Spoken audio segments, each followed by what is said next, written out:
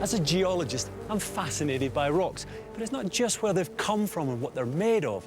It's the fundamental role they've played in shaping human history. In this series, I'm travelling around the Pacific Rim on a quest through some of the most dramatic and exotic locations on Earth to discover how civilization has been moulded by the rocks beneath us.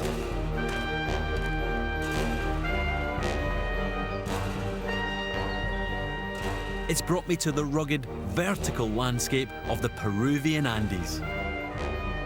Home to the highest peaks of the Western Hemisphere in some of the world's most unpredictable and destructive climates.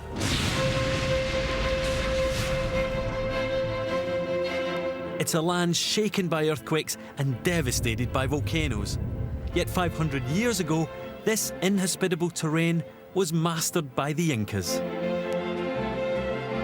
The Inca civilization built a magnificent empire, equivalent to ancient Rome's, in one of the most hostile places on the planet. I'm going to journey through modern Peru, from coastal desert to oxygen-starved peaks. I want to uncover the geological challenges that they faced and discover the secret of the Incas' triumph.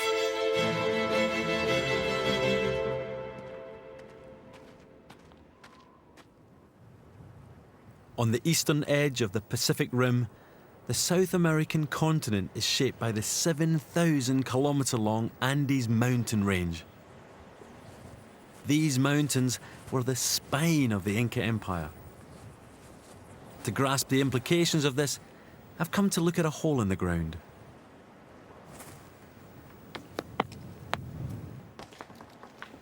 If that stone keeps falling down to the deepest part of this great gash in the landscape, it will have dropped more than 4,100 metres. That's almost 13,500 feet. This is the Coca Canyon. The deepest canyons in the world lie crumpled in the heart of the Peruvian Andes. It's so difficult to get a sense of scale in this vast space, but to give you an idea, over there, that white patch clinging to the other side of the canyon is a village.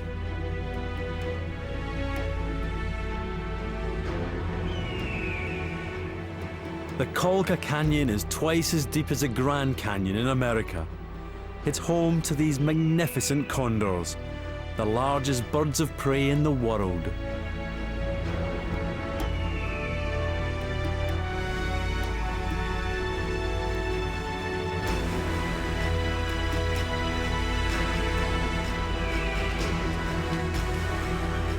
Coping with the heights and chasms of the Andes was just one part of the geological challenge that confronted the Incas. Along the line of the Andes, there's a chain of dozens of active volcanoes, all capable of erupting. There's one volcano up there, Mount Walka Walka. And over here, down in the canyon, you can see the vertical columns of a massive lava flow. What's more, the ground beneath me is frequently shattered by terrible earthquakes.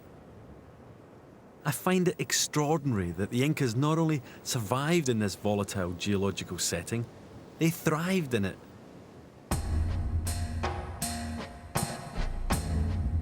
More than 10 million people lived under Inca rule in villages and towns nestled amongst the Andean peaks.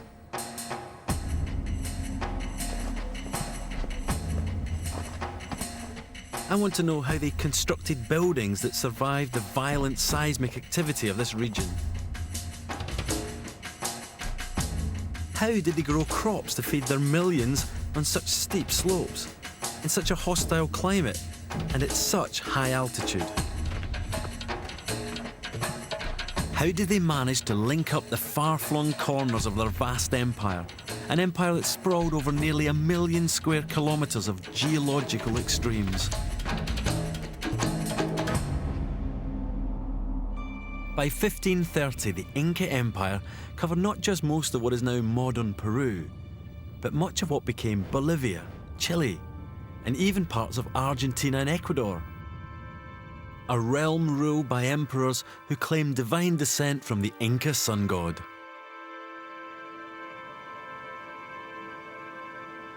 Within its borders lay an extraordinary mix of ecological and geological zones, from snow-capped mountains to arid deserts.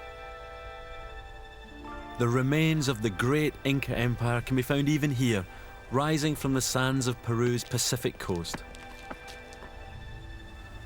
What marked the Incas out from all the Andean civilizations that had preceded them was how they mastered highland and lowland.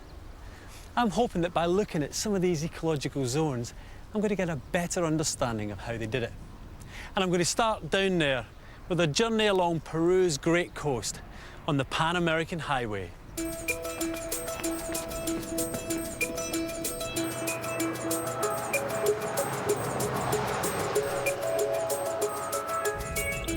My first task is to find out how the Incas were able to keep their empire fed when challenged with such unforgiving terrain.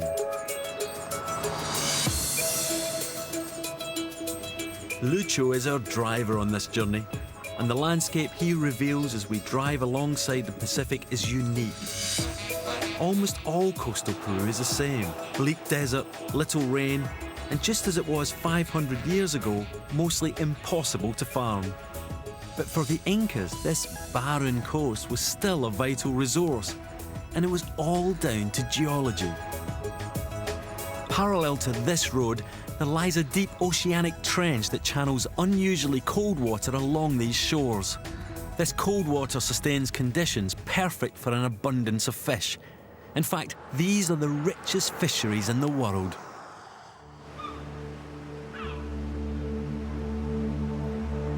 "500 years ago, the vessels that fished Peru's waters couldn't be made out of wood. Trees are rare on this desert coast, it's just too dry. But the Incas had a way around this shortage. Their fishermen made boats out of reed. The original design, unchanged since Inca times, is still used in a few places today. These are the caballitos de tortora, horses of reed. Hello. Hola. Hi, I'm Ian. Hola. Nombre Ian. Mi nombre es Luis. Luis, hiya. Sí, caballito. This is it, caballito. Grande. It's very grande, isn't it? Gosh, Grande. amazing. ¿Quieres? Yeah, let's do it. Yeah, could we Sí, sí. go out? El agua. Yeah, I look forward to it. Sí. Okay. You must be very strong. Is it cold?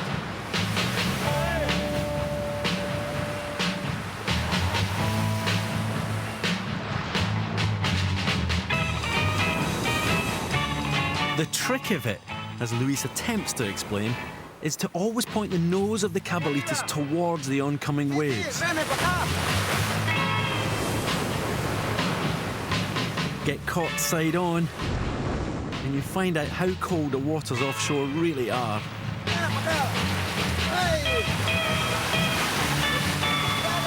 Luis and the fishermen here need only a couple of trips a day into these bountiful waters to sustain their communities. In theory, there's enough fish off this coast to feed an empire as large as the Incas. Perhaps they didn't need to bother with those inhospitable mountains after all. The coastal people here have the knowledge and skills to fish these waters and make the most of what these arid shores have to offer. But there's one problem: El Niño. For centuries now, Peruvian fishermen have noticed that every few years the waters offshore get warmer. Usually this happens around Christmas time, so they started calling this warming El Niño, the infant, after the Christ child. We now know that the knock-on effects of El Niño are global, from flooding in California to drought in Indonesia. But Peru's Pacific coast is where the phenomenon originates. It starts with a weakening of the normal coastal trade winds. I'm not really sure why it happens, but we know the result. The waters out there get warmer by about 10 degrees centigrade, distorting weather around the world. The impact here in Peru is devastating.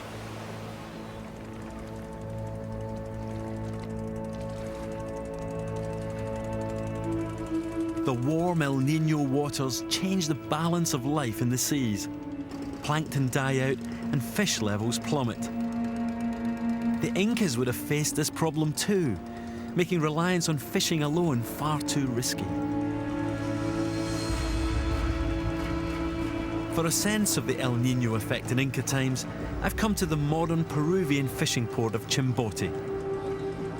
In 1972, 20% of global fishing took place in these waters. Then came the worst El Niño in recorded history.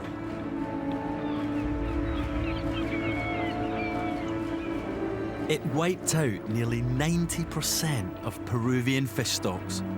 And just as it was getting back on its feet, the fishing industry here was hit by another severe El Niño. Many of the boats in Chimboti now spend several months of the year becalmed and inactive. There's no way to predict when this El Niño effect is going to happen. It can arrive at intervals at anything between 2 and 11 years, and it can last up to 18 months. So for the Incas, depending on coastal fishing alone would have been a flawed strategy. To feed their empire, they had to find ways of exploiting their natural home in the inhospitable mountains, and that would be no easy task. I'm heading eastwards and up into the Andes, to Peru's fabled White City, to discover how the Incas did it.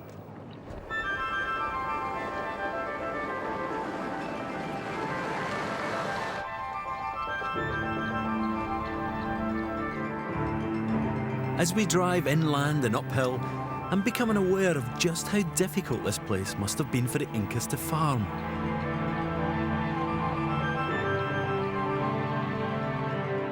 There are steep slopes, poor soils, and the weather here is just as unhelpful as it is down on the coast.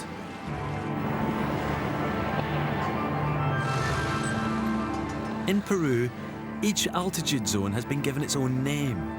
As we ascend between 500 metres and 2,300 metres, we drive through the Yunga zone.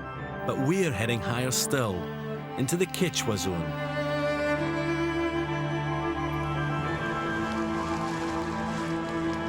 This is our destination, Arequipa, the White City. Buildings here are made from a white volcanic rock called sila.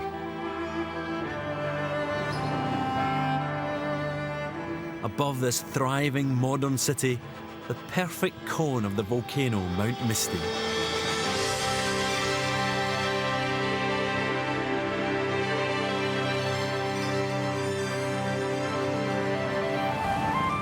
As legend has it, ancient Arequipa was named by an Inca emperor on his way back from a war of conquest.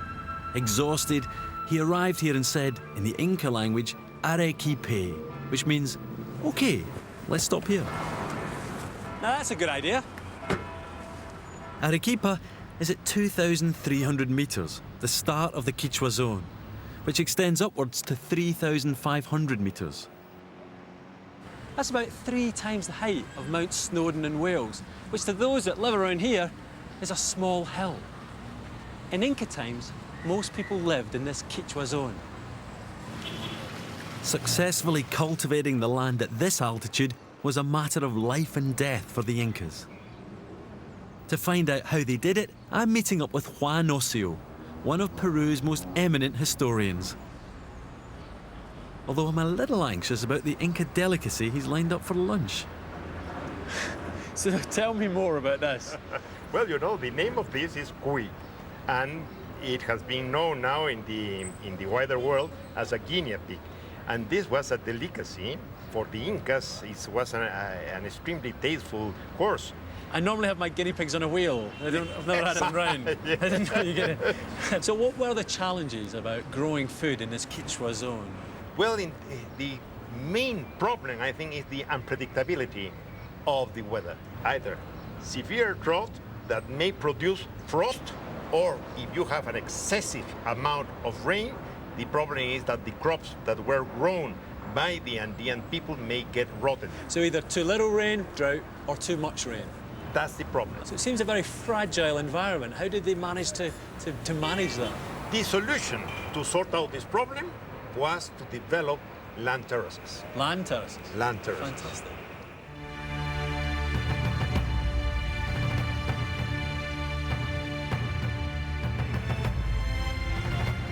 In the countryside around Arequipa, we can see how that Inca solution has transformed the landscape. Everywhere there are terraces. And terraces. And terraces. And terraces.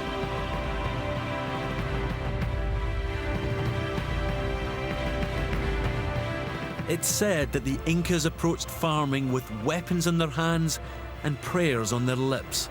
To them, agriculture was like warfare, a victory claimed by disemboweling the earth.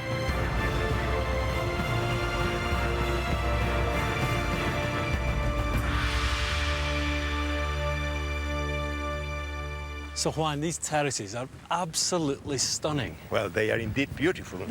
But how do they work? What's their job? Well, you know, they accomplish different purposes. One of the purposes was to face the unpredictability of the weather. Another one was to expand the agricultural production, because as you can see, the slopes are very steep. So this is a good alternative for making those slopes productive. And apart from that, there is the problem of erosion as well. So what, they stabilise the slope? It stabilizes extremely well. So in terms of the unpredictability of the weather, what do they do? Do they capture the rainfall? Not the rainfall, but the water coming from the mountains. So the mountain streams is what The feeds mountain these? streams, exactly. Irrigation like this, using water diverted from streams, is much more reliable than rainfall. As in Inca times, maize, that's corn, is the staple crop grown on these terraces. Gracias, ¿cómo está usted? Buenos días. Juan has asked Don Geraldo, a local farmer, if we can attend an Inca ritual still performed when maize seeds are selected for planting.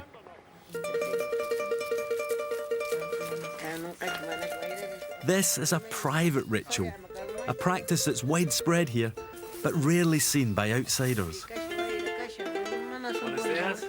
Buenos días. Buenos días, ¿qué tal? ¿Cómo están, señoras? Buenas. There is no crop so important as maize. The seed is so important that it has been treated very specially. And this is Chicha? And that is Chicha. Chicha, a beer brewed from maize, is at the sacred heart of the ceremony. He is offering to each of the mountains. And then to the He maize. is sprinkling as well to the maize. And now it's spilled sand to the crown, because that's the Mother Earth that is receiving as well. Pachamama. Pachamama, that's the Pachamama. And then it drinks, obviously. It has to drink the whole thing. The whole thing. The whole thing, yes.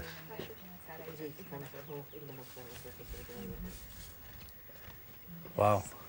It's your turn. Thank you very much, thank you. Muchas gracias, muchas gracias. Is it strong? No, it's very soft, this one. It's mild. It's quite strong, actually. Pardon me. Chicha yanqueña.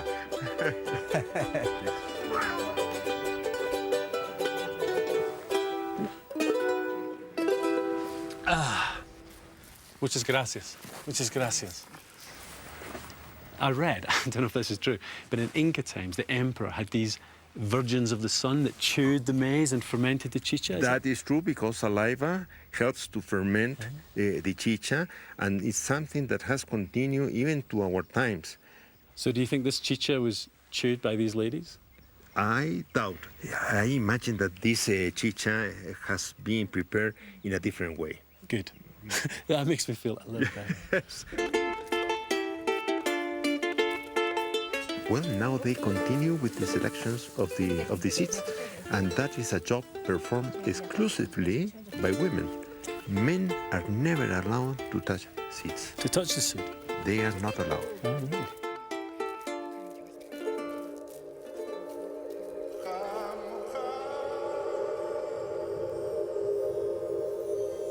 Farming these slopes is a constant struggle.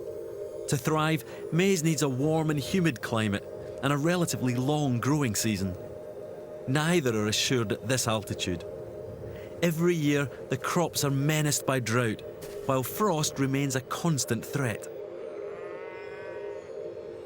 As with the fishing at the coast, the Incas couldn't guarantee that the terraces would provide for their vast population in any given year. They needed to exploit every possible food source, wherever they found it. So Lucio and I are off again, heading uphill.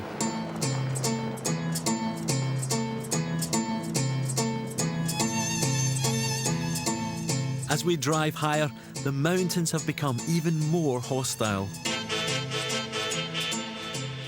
At this level, maize can't grow, and the soil is difficult to terrace. Yet Inca farmers still saw great potential in these highlands.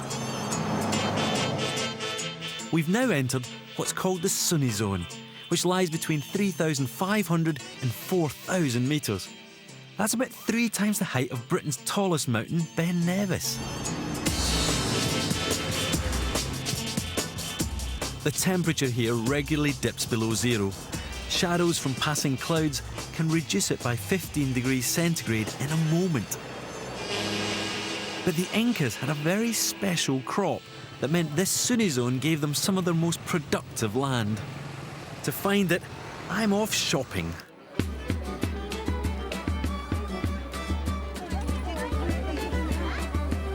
What strikes me about markets here is the amazing range of produce. In fact, it's thought that Andean inhabitants were the first to cultivate as many as half of the agricultural products the world grows today. They are inventiveness a direct response to the challenging landscape around them. And in the Sunny Zone, one crop thrives: the humble spud. The potato was first cultivated in the Andes, and there are hundreds of different varieties in these mountains. Because it grows underground, a tuber, like the potato, is protected from the bitter nighttime cold at this altitude.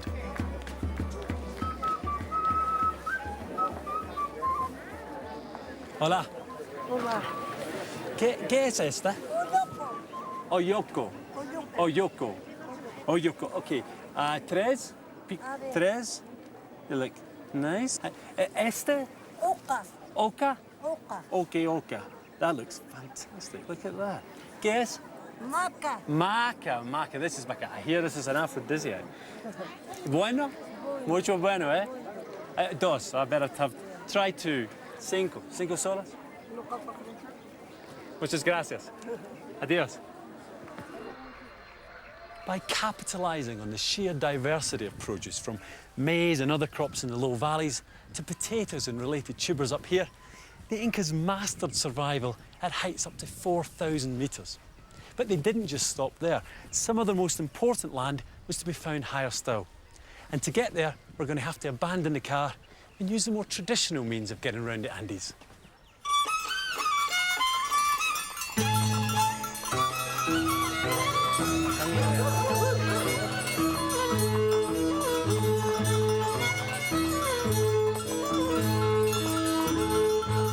I've persuaded Lucio, our driver, to continue as my guide.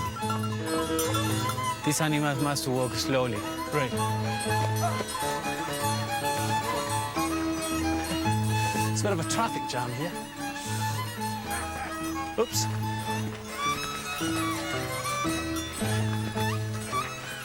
Ah, you use this, do you?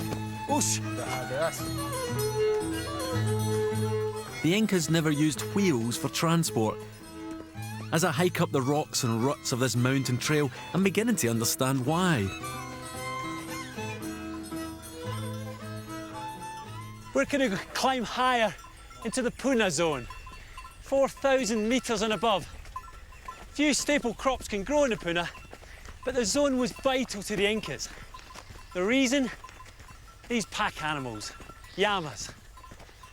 Or as we say in English, llamas. These animals were at the heart of the Inca economy. The Puna zone is where the llamas like to graze. They love the tough ichu grass which grows at this altitude. Llamas were a vital supply of leather and wool. They were even used as an offering to the Inca sun god.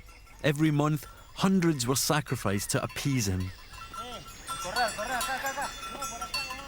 They were crucial for carrying cargo. The Inca army used supply trains of thousands of llamas. And when they were no longer needed for porterage, they were eaten. I had an idea for a menu tonight, and one of these llamas has got some tubers that I bought at the market. It's an, I don't know, one of the white ones, I think. Okay. Fortunately for our woolly friends, tonight's meal will be strictly vegetarian. So what's in the pot then? Yeah, we have some tubers. This is oca. Oca. Try it, yeah. Okay. Oh, it's nice. Like It's it? quite sweet. Yeah, Yeah. it's quite If sweet. you put some sugar, it's better. Sugar with Yeah. potato and Yeah, sugar. yeah. Here we have some maca. Ah, Do you want to try it? I've heard about this. Yeah. I'm not sure I should. You know, there's what, 5 men and 8 llamas, and I'm taking maca. Is it really an aphrodisiac? People say that it is. Should I try this? ¿Quieren probar? Maca? No, he's saying no. Lucho, maca? They're all saying no. I don't think I should try this. The tubers and potatoes on the menu tonight are high in carbohydrate, an excellent source of energy. And I'm going to need it. Tomorrow, we're going to attempt a difficult climb to the roof of the Inca world, a place higher than I've ever been in my life. It was really hot out there today, but it's going to get very cold tonight. Temperatures outside of the tent are going to go down to -5 degrees centigrade. So I'm all wrapped up, and I'll see you in the morning.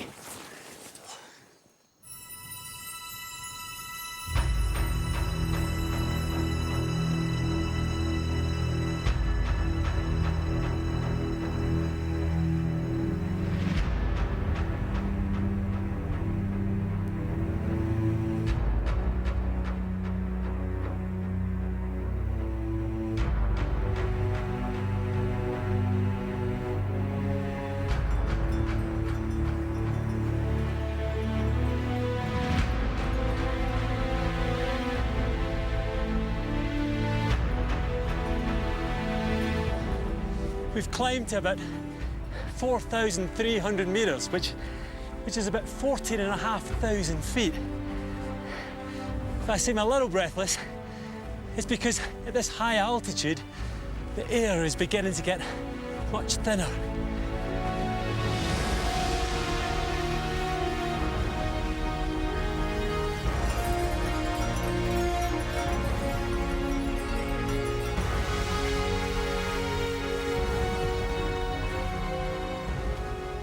Every breath I take feeds less oxygen to my brain, and I'm in danger of suffering from altitude sickness or hypoxia.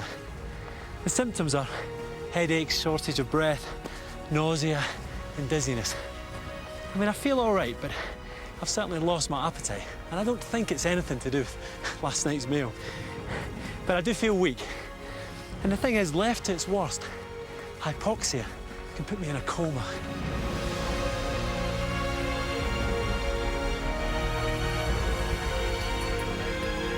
But there was something remarkable about the Incas, and it's been passed on to their modern descendants.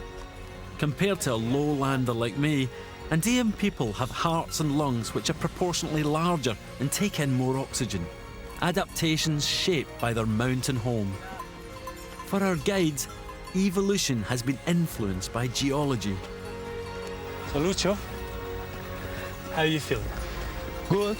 I'm okay. So these guys, they're just bounding up. Yeah.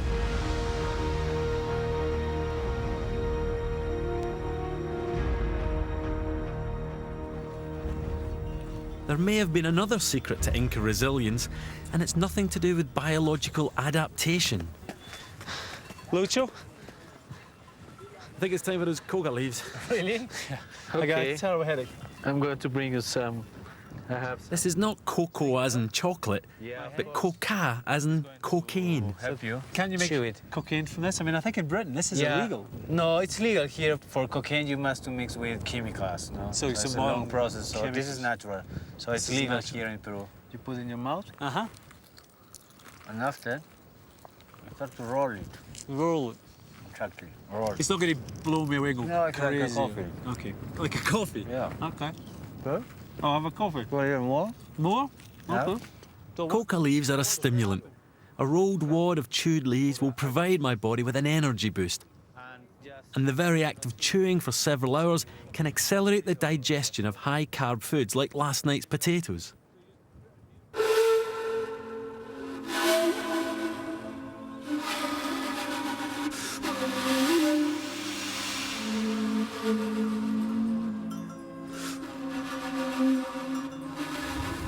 I've been chewing these coca leaves for about 3 hours now. My mouth is completely numb. But my headache's gone and I'm feeling kind of energetic, which is surprising because this is the highest that I've been in my life.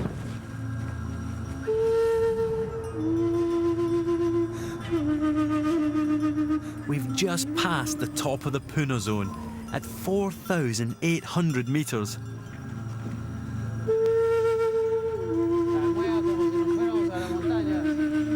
We're now higher than any peak in Europe. Because it's warmer here, near the equator, we're still below the snow line.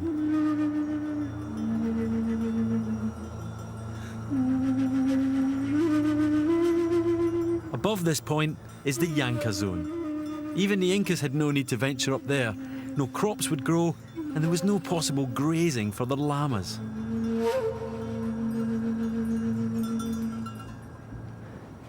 This is as high as I go. On my journey from this coast up into the mountains, I've learned that these altitude zones are incredibly challenging to farming. The climate, totally unpredictable. The Inca solution was to spread the risk. They realised that if they exploited a number of different altitudes at the same time, it would not matter if one failed. The others might remain unaffected and keep the empire fed and stable. The trick was to think vertically. The Incas didn't just understand this, they actively studied it. And we know this because of the existence of one of the most remarkable archaeological sites in Peru. And thankfully, it's not up here, it's down there, where there's more oxygen.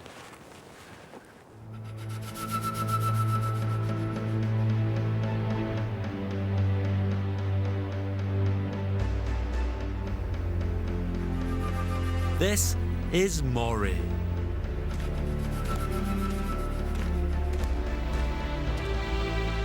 At first glance, these terraces, a succession of perfect concentric circles, seem like the remains of a religious site.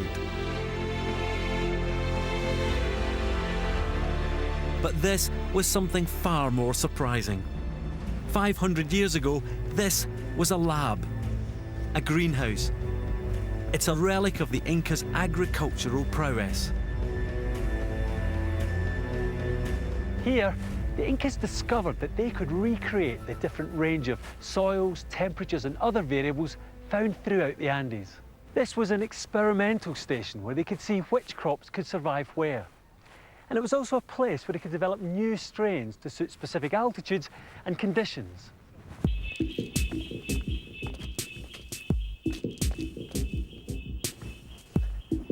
In just this one small area, there could be as many as 20 ecological zones, all made possible by the particular geology of the site.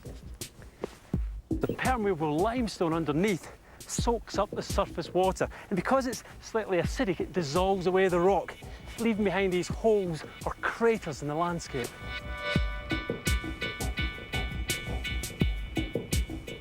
The concentric nature of these bowls means that they capture sunlight and shade in a way that duplicates huge temperature variations. Just 30 metres separates the top and bottom terraces, and yet a 15 degrees centigrade difference in temperature has been recorded. Down there, growing conditions replicate the Quechua zone at around 2,600 metres. Where I'm standing, it's more like the frosty Puna zone at 4,000 metres.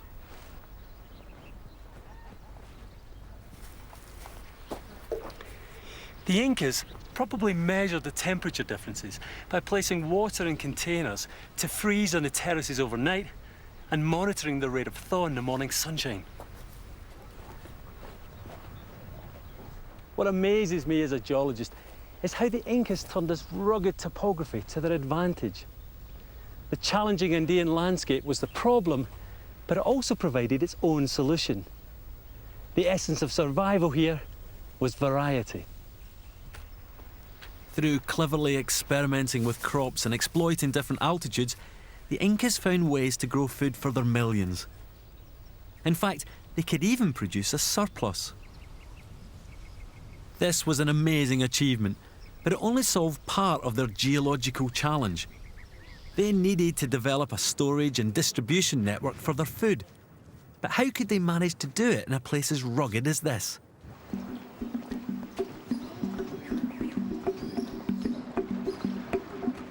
I've come to the village of Olante Tambo to find out. It's a good place to look for clues because it's a bit like a walk back in time. And taking it with me is Peter Frost, an English historian who's made Peru his home for 18 years. So what's so special about this Olante Tambo then? Well, it's unique, really, because it's the only Inca settlement with an Inca town plan, the Inca streets, the Inca courtyards in many cases, which is still inhabited by people.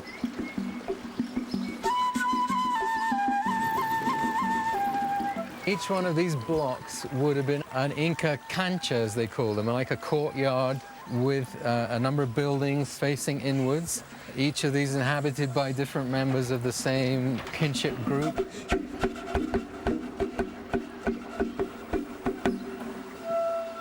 Olante Tambo allows us a real insight into how the Incas organised their villages. And because the site is so well preserved, it reveals exactly how they stored their surplus food. The system that was developed by the Incas made it safer. They weren't so subject to famine and disaster, which is one of the ruling factors in the Andes. They stored their agricultural surplus in a vast network of storehouses that were scattered throughout the empire. There's one right there on that mountain, you see?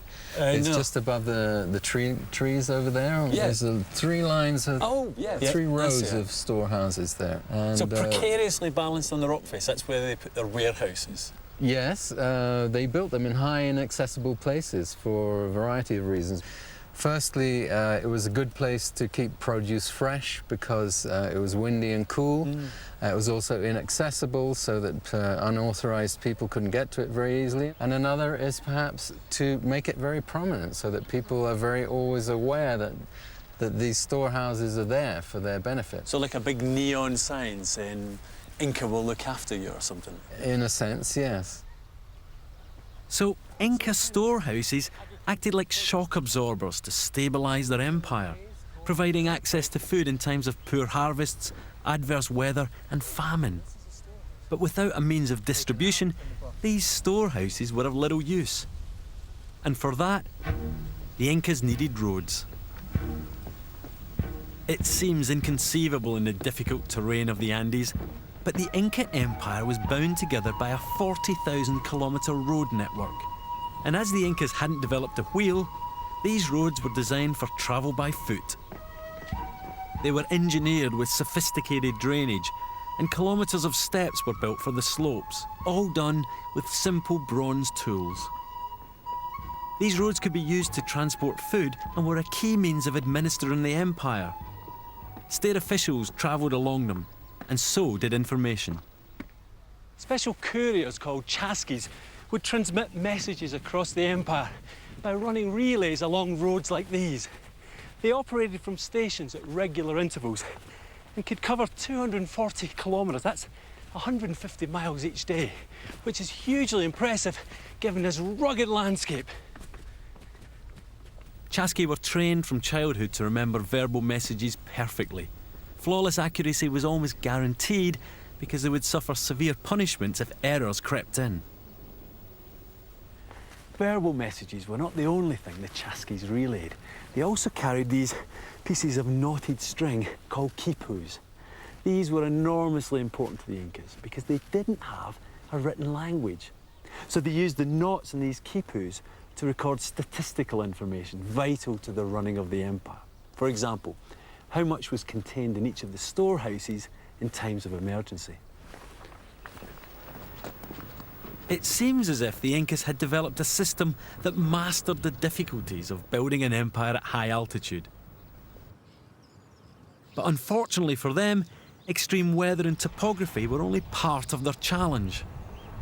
All their structures had to survive the frequent earthquakes that strike this volatile region. Recent natural disasters in Peru can give us a feel for what confronted the Incas 500 years ago. I'm back on the road with Lucio to show you what I mean. We're travelling northwest to the tragic market town of YUNGAI.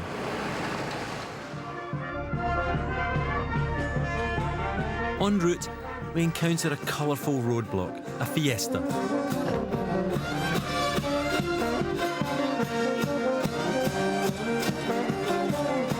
In the Andes, they're a frequent and raucous celebration of life.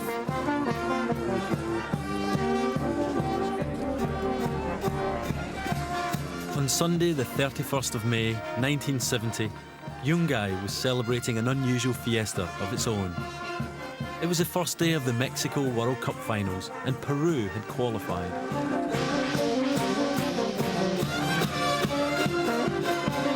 YUNGAI sprawled in the shadow of Huascarán. At nearly 7,000 metres, the highest peak in all the Peruvian Andes.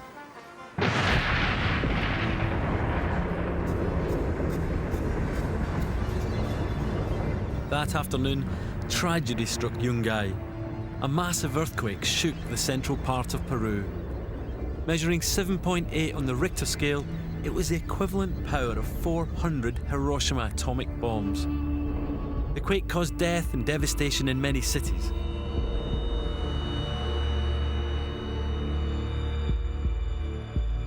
In YUNGAI, however, the worst was yet to come. The earthquake had triggered an enormous landslide up there in Huascarán.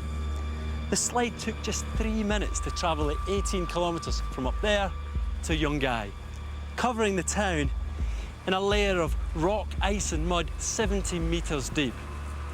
According to official figures, 13,000 people lie buried beneath my feet.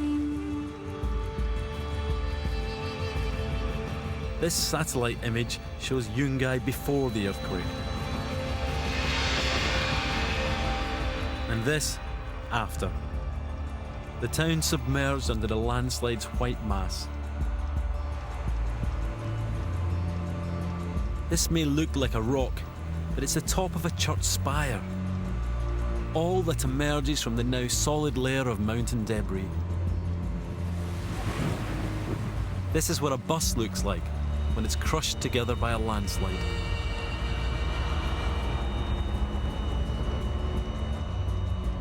On Huascarán, you can still see the scar where 50 million cubic metres of the mountain just sheared off.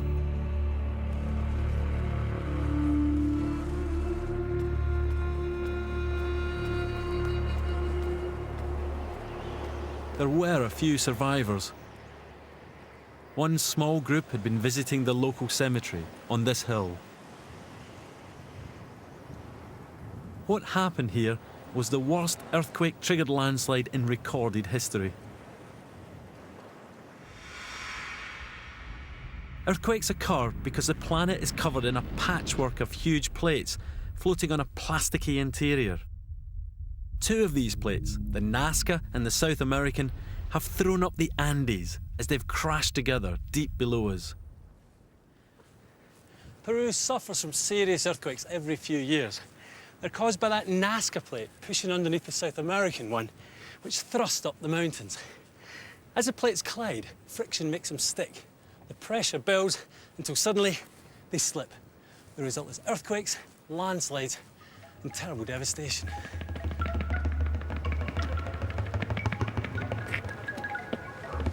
The Incas knew all about the geological risks of the region, and while there's little they could have done about a mountain shearing off, they had to design buildings capable of withstanding massive quakes.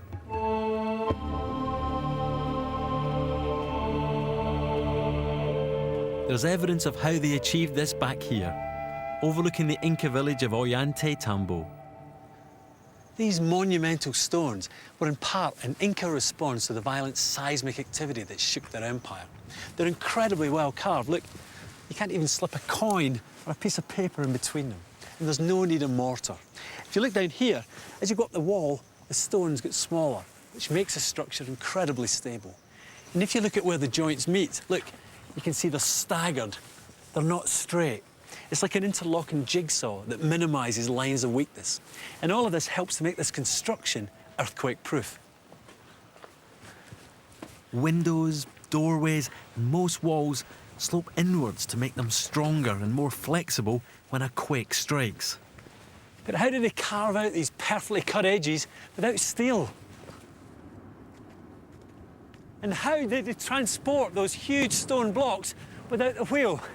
Apparently, there's some clues at the bottom of this ramp.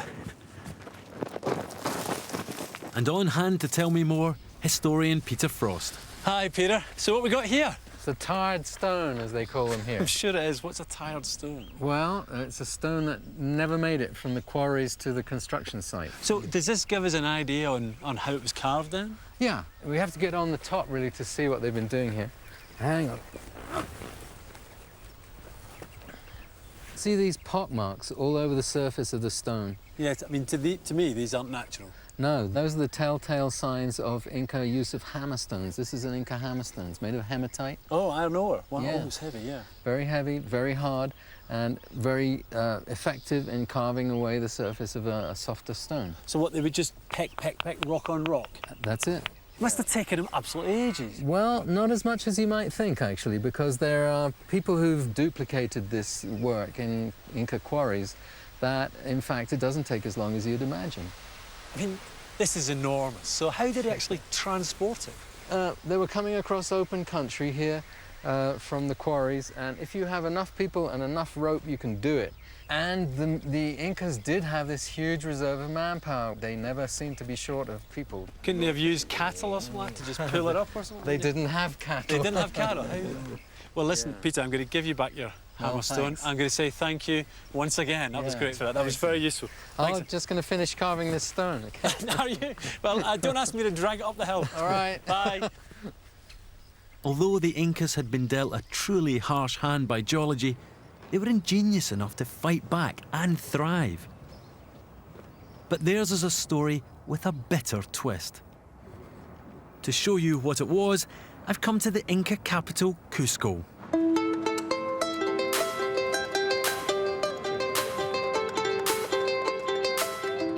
This was the centre of Inca power and wealth.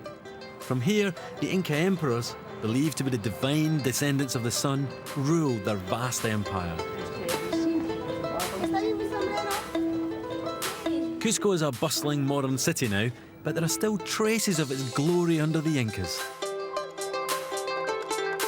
Some streets are flanked by extraordinary foundation walls that have withstood centuries of earthquakes.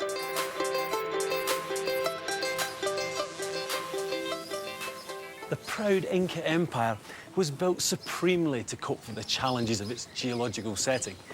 Here were a people who knew how to farm the mountains, administer a rugged terrain, and build magnificent roads, storehouses, and buildings to withstand the shaking of the earth. They might have thought, what could possibly go wrong?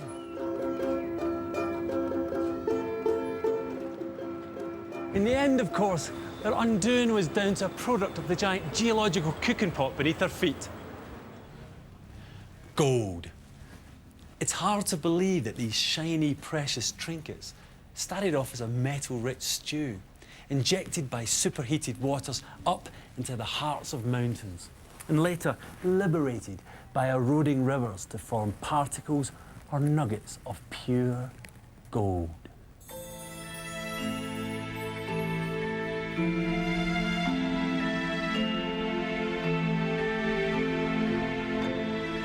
The Incas loved gold, not as money, but for making beautiful objects. For them, it only took on value when crafted into ceremonial jewellery, figurines, and adornments for tombs and temples.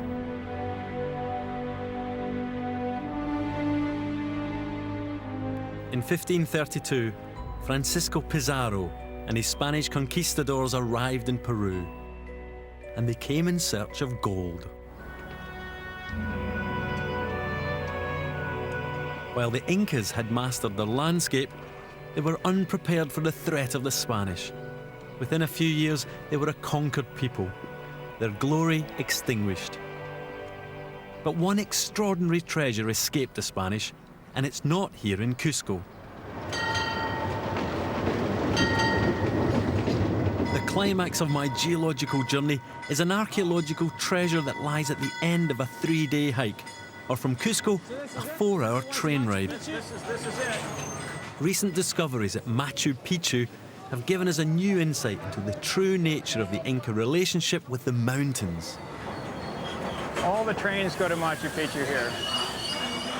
Archaeologist and explorer Dr. Gary Ziegler is coming with me. Well, this is quite a crowd, isn't it? Yeah, it's amazing. Something like 500,000, I understand, go to Machu Picchu. 500,000. Can you believe that? That's a year. Certainly a lot In the more last people few than years, right here. Gary's expeditions have uncovered 2 major Inca sites once hidden in this region. Yeah, nature.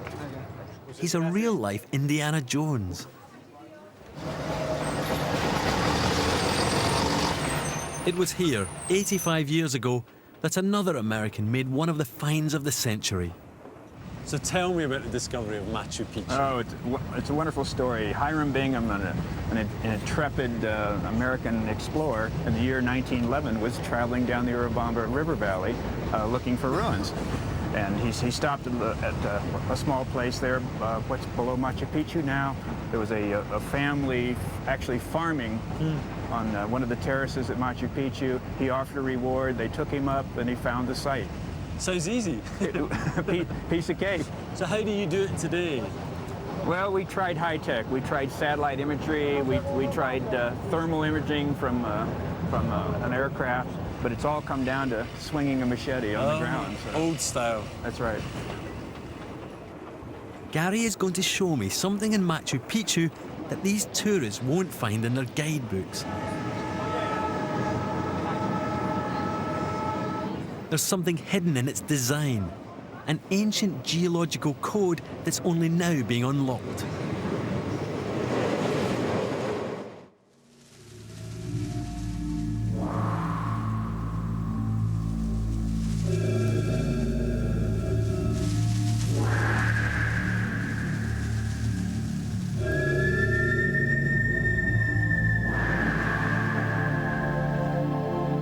High above the Urubamba River, deep in cloud forest, lies breathtaking Machu Picchu.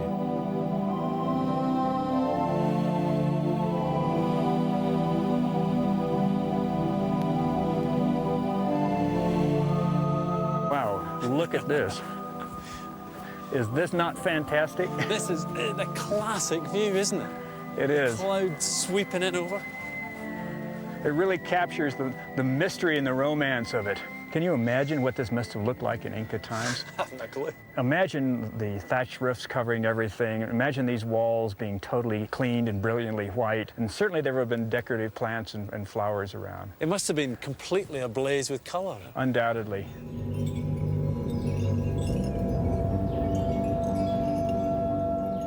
Until recently, the importance of the mountains that embrace Machu Picchu has not been fully appreciated. It's these peaks that are the key to deciphering the Inca's geological code. Everywhere Gary takes me, he points out carved rocks. He's picking out what are called replica stones, designed to echo the shapes of the mountains behind them.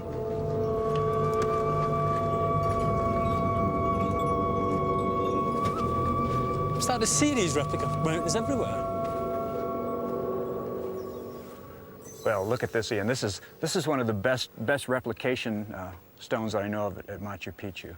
Now look carefully at the shape of the rock. Look at the 2 arms coming off of it, and it seems to closely represent the mountain in the background, which is Cerro Llanotin. And that sloping bit at the back is the sloping back wall of the peak. Exactly. It's as close to the canyon on the right as you can get. That's amazing.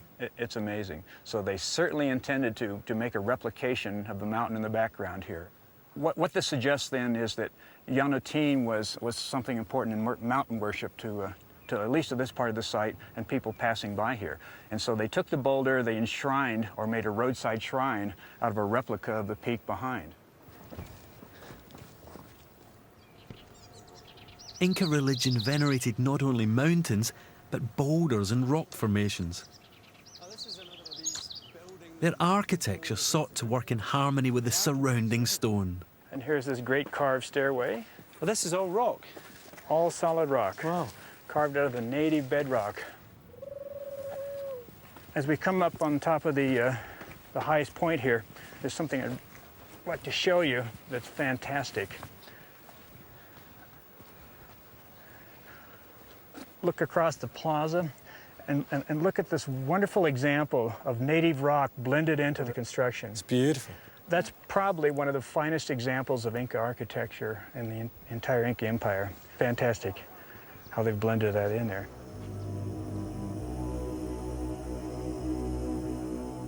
Since Hiram Bingham's rediscovery of Machu Picchu, sun worship and solstice ritual were believed to be the main religious rites here. After all, we know the emperor claimed descent and authority from the sun god. But the new focus on the site's geology has changed that. Now Machu Picchu appears more like an altar to the rocks. Ian, here we are. This is my favorite place and probably the most sacred point, the most important point of Machu Picchu. And it's interesting that Bingham identified this or named it the Intihuatana. Intihuatana means in some sort of description of the hitching post of the sun. Others have called it a sundial. But of course, like most of what Hiram Bingham established in his conclusions has since been reinterpreted. Right, it was a bit too imaginative, was it? Exactly. We now think that the stone is more of a focal point. It seems to be that it's a replication of Huayna Picchu Mountain in the background. And because it's the highest point here in Machu Picchu, it's probably, it represents Huayna Picchu as the protective deity of Machu Picchu, the city. Yeah, it looks obvious, but also it's just a beautiful rock, isn't it? I mean, it's exquisitely carved. It's like a piece of art. It certainly is. It's Inca art. Inca art, yeah. Geology and art. Fabulous.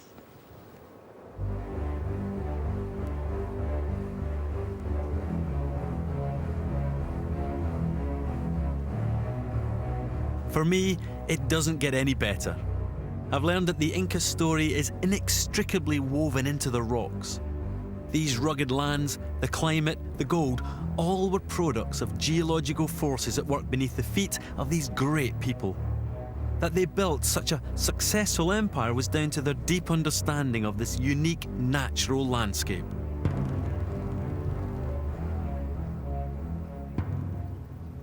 The secrets of Machu Picchu that have recently been revealed show that the Incas not only understood these magnificent mountains, they worshipped them in a profound and, to me, even moving way.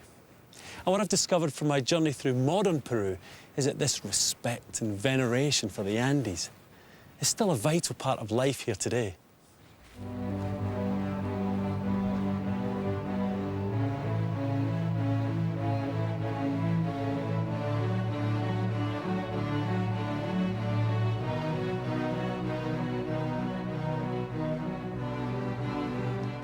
Two teams testing history next on BBC Two in a race to the pole. But with blizzard conditions and a lack of food, history is repeating itself for the British while the Norwegians are heading home. And then straight after that, highlights of the first Sunday fixtures in the Premiership on Match of the Day 2. That's at 10.